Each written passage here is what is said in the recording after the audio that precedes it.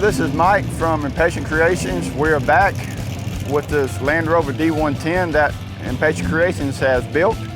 It came to us already painted from another builder, but it had a very worn out diesel engine in it, and the owner wanted a little bit more power, so we took out the 4-cylinder diesel engine and put in a 480 horse LS3 and got all the air conditionings and power steering and everything that you want, and it's really the way a Land Rover should have been built.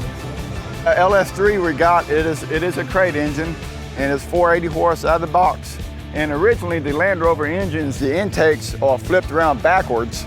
So we took the intake, the Holley intake for the LS3, turned it around backwards, and the hood scoop is now functional, which leads into the air plenum right here.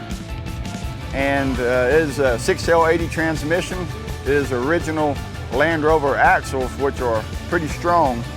It does have the factory GM harness for the engine, and it has the mid-mount front runner system because these are a little narrow up front.